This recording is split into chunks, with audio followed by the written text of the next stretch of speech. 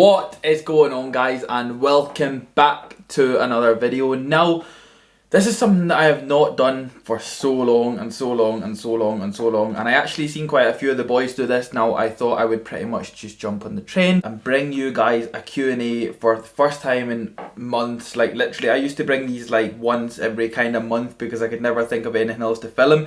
And I would think, right, I'll just put a Q&A up, I'll stick something on my Instagram and just answer a few questions and it would be as easy as that. But I have not done this for so long, so I thought, well, might as well do it now. I did, of course, chuck up something on my Instagram. Now, as you can see, the trusty old iPad is gone. We do not need the iPad any longer because, of course, we're filming on a camera. So we're straight onto the phone, straight onto Instagram. I am not going to ramble on too much. Obviously, as you would have seen, I included my leg day from Durham, which happened a few days ago. Now, I literally just stuck that at the start of the video. So, of course, you are around 5-6 minutes in already. I don't want to ramble on so much.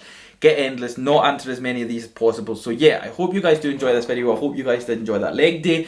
Please don't forget to drop the video a like for me, guys, because of course it helps me a lot and I do appreciate it so much. Subscribe to the channel if you are new about here, and let's just crack on with these questions.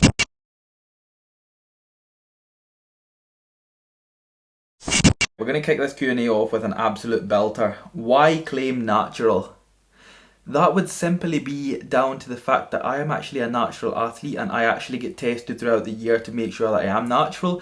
Of course, there are going to be thousands and thousands and thousands and thousands of people that aren't going to believe that, and unfortunately it's always going to be a thing.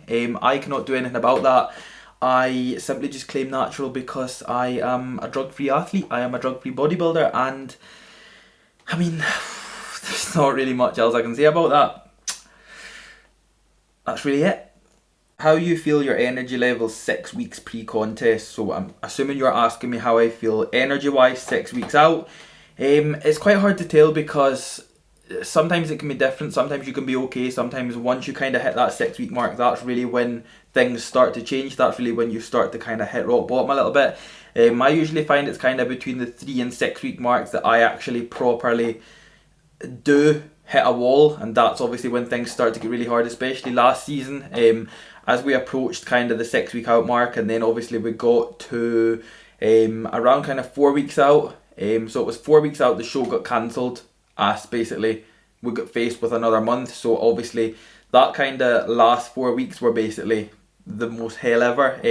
But you're kind of talking 6 weeks before that. I can't say I was okay and I can't say it was easy, but at the same time I didn't feel horrendous. Training never lacked, training never fell back or anything like that. I never regressed in training. Training was always going to be a big thing. It was always going to be there. My progressions were still happening, which was obviously a really big factor throughout prep last year. But like I said, moving into the kind of last 4 weeks, which would have been literally the last 4 weeks of prep, obviously, that we never knew we were going to be faced with, they would have been the hardest out of them all. So I think everybody copes differently with preps and things like that, but once you do start getting to the really nitty gritty stages and you do start getting to the stages where you are peeled, then that is really when things start to get really hard, and obviously you're going to get to the point where your energy is going to be down the drain. It's literally just how you cope with that and how you treat that. Of course it's a choice at the end of the day, so I'm not really for complaining and things like that about it. Obviously you're going to go through your days where you're going to be like, fuck, I'm tired, fuck, I've got no energy, all of that, but at the same time, it's like, you've just got to get on with it. The end is in sight, the goal is in sight. You've just literally got to kind of use that goal as your will to just keep fucking going. And that's what kept me going. So yeah, like I said, 3 to 6 weeks is really when things start getting obviously the hardest. But 6 weeks out, just got to ride it out, don't you? You just got to go with it. Why do you love deadlifts so much? That's quite a weird question. I don't know if it's just deadlifts that I specifically love in general, just like them on their own. I more so love training as a whole, so that's why I never ever have a problem going in to train. I will never ever have a problem going in to train. It just so happens that I love lifting heavy weights. That is what drives me obviously to train as hard as I do, to train as intense as I do. I like just going in and lifting as heavy as I can. Sometimes that happens to be deadlifts. I just got to the point where deadlifts got kept in, and they became a kind of weekly, what you could say, habit. They became a weekly, they were never rotated with anything. They were always kept in on that one day every single week, and it just so happened that they progressed to the point where obviously I started being able to lift relatively heavy. And yeah, I just kind of, they became my thing. I just enjoy them every single week. I've never ever got a problem going in and doing them. Even if I'm feeling like absolute fucking trash, you still want to go in and deadlift. You still want to go in and try and pull as heavy as you can. So again, I don't think it is just deadlifts in general. I do obviously love training as a whole, and I think that's the way it's always going to be. That's the way that I fell into bodybuilding throughout my training. It was never ever the goal. Obviously my training kind of fell in perfectly with it, and I feel as if that'll always be a thing. If bodybuilding comes to the point where it's no more, I will always train, and it's simply just down to having the love for training. So yeah, I think it's just training in general. Bodybuilding and a 9 to 5 job opinion. My opinion being, I'm assuming you're asking whether it will work or not. This can work. Like, there's no way that this can't work. I have lots and lots and lots and lots and lots of friends within the community of bodybuilding that do work 9 to 5 jobs and are very successful within bodybuilding. It totally depends on the level that you want to take bodybuilding to. If you do really want to reach an elite level and reach the very top, then potentially a 9 to 5 job isn't going to be the one for you. Just when it gets to the point, it totally depends what your 9 to 5 job is. If your 9 to 5 job is sitting in an office all day, then you have got time to sit and eat. That's never not going to be a thing. But if your 9 to 5 job is, for example, something to do with maybe construction or something like that, where you're maybe going out to all these jobs and you don't have time to sit and eat, or you don't have time for this, or you don't have time for that, or you're not getting adequate rest time, or anything to do with that. Again, it totally depends on what your job is going to be.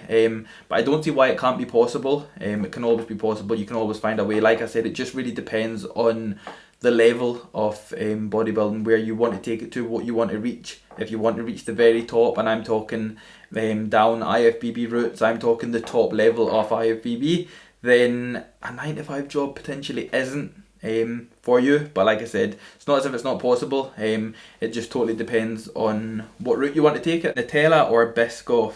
I have ate Biscoff once in my life, and I have never been so ill in my whole entire life.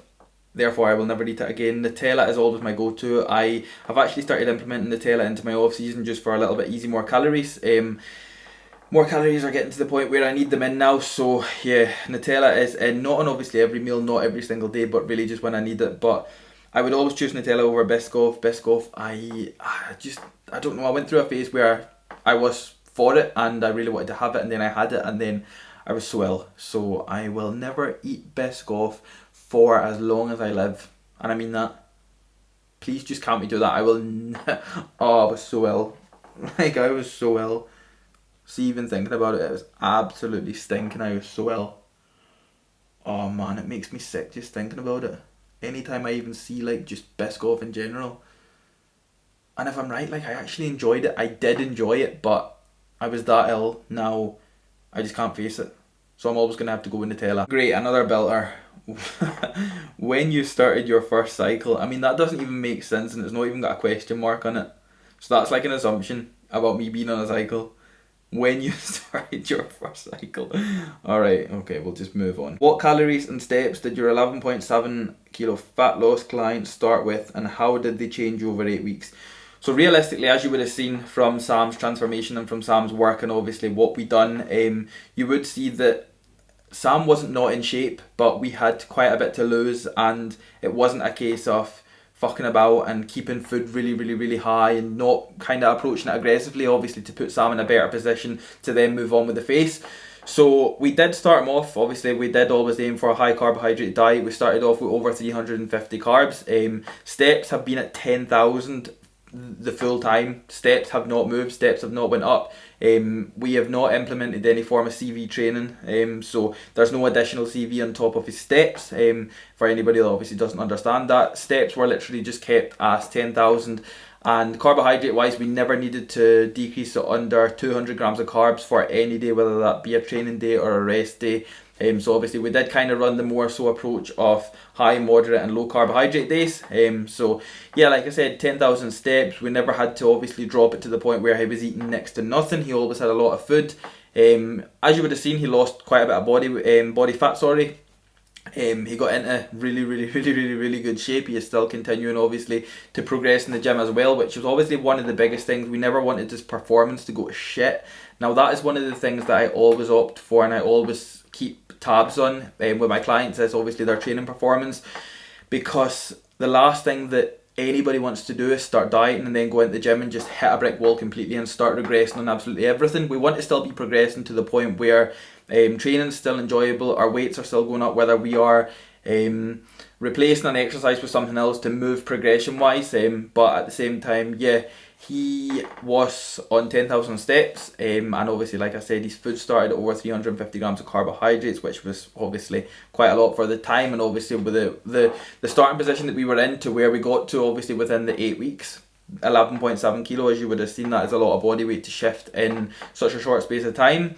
But when the right kind of variables are met, and they are met, it goes back to the point of you just really have to want it. If you're willing to do what you have to do to obviously reach that in such a short space of time, you will do it. It's just going to be hard. It's not going to be forever. It's going to be over. And now we've got Sam in such a much more optimal position now to move into the next phase. So yeah, 10,000 steps, a lot of carbohydrates. We never needed to drop to no carbs. We never had to do 1,000,000 steps. We never had to do an hour on the Stairmaster every morning.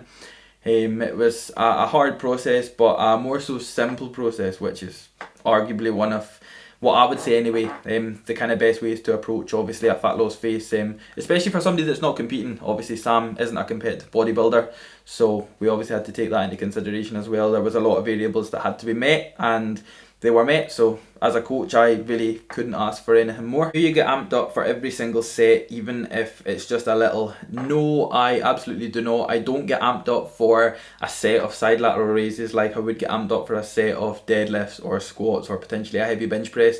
I do like to obviously take my sets all the way, but I don't obviously get the salts out. I don't go into any sort of headspace for a set of side laterals. I know that I am obviously able to take them all the way without doing something like that, but something like pulling 7 plates off the floor or squatting 6.5, 7 plates, I know that is going to take a lot different to me just side raising the 15 kilo dumbbells.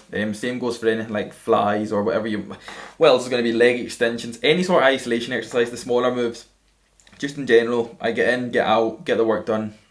That is really it. They don't ever need to be taken to the space of what you would need for top sets on things like deads and obviously squats and bench, like I said. So the answer to that is no, I don't get amped up for smaller exercises. What is your reasoning for eating so much food in the off season? Right, I am just going to keep this as last and final question, right, because I don't want to ramble on too much, and I do realise that I have been obviously filming for around 14 minutes and I don't want to keep you guys waiting for it ever. So why do I go for the approach of eating so much in the off season? This goes back to me answering my first question of this Q&A actually. Me being natural, me being a natural athlete, right? I'm not, first things first, before, if there's anybody that's watching this that is assisted, I am not saying anything against assistance. I'm not saying anything that assisted people don't have to do that natural people have to do, right? But this is the major difference. This is the massive major difference that not a lot of people understand. And it's not just down to the fact that people want to stay in shape for Instagram and people don't want to lose their abs, people don't want to lose their condition that they've just dieted to, right? But as a natural athlete, once we move to our off season, if we are going to plan on competing the following year, or even take a year, depending what it is, but whatever we're planning to do, if we're planning to majorly improve, and I'm talking like significant improvements here, I'm not just talking like 0.5 of a kilo body weight up the next season, or I'm not talking just improving your arms the next season or your chest the next season, whatever it may be, right? I'm talking about significant improvements. So what I mean is, we literally only have food to grow. We only have food to grow. We will only ever have food to grow. No pre-workout is going to help us grow. No extra calorie shake is going to help us grow, unless of course it's real food.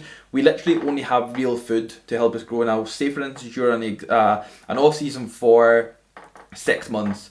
You've literally got 6 months to absolutely put everything into, push food as much as possible, take your body weight to a point where it's never been at before.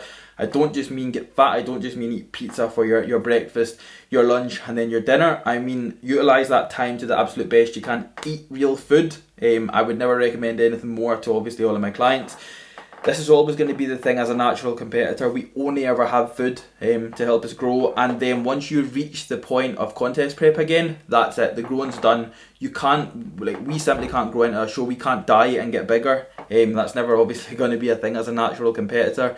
So I always take the approach of pushing food to the point where I'm eating a lot of food. My performance is going through the roof. Like I said, as much as obviously I take care of my clients' performance in the gym, I always make sure that my own performance is obviously on point.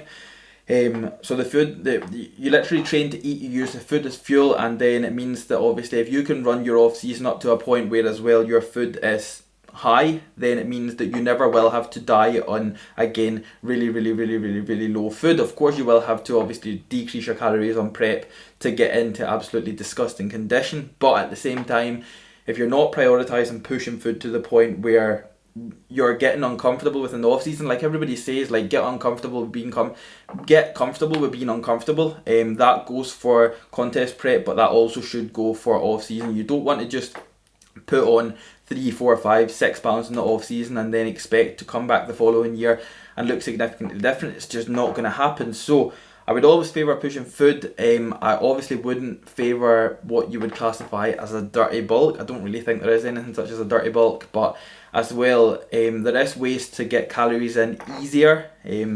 But yeah, that's really all I'm really going to go on that question. I always favour high food, simply just down to the fact of me being a natural athlete, and I only have food to help me grow. It's always going to be that case. It's always going to be that case throughout off season, throughout gaining faces. Once I move to prep, that's the growing done. So I need to make sure that I know throughout my off season I have done absolutely everything to make sure that once I diet, at the end of my diet, I'm going to go on stage and I'm going to be significantly different to what I was the year prior. But yeah, that's really it. I think that's all I'm going to say on that question. I think that is going to be it for this Q&A, guys. I do hope you have enjoyed this one.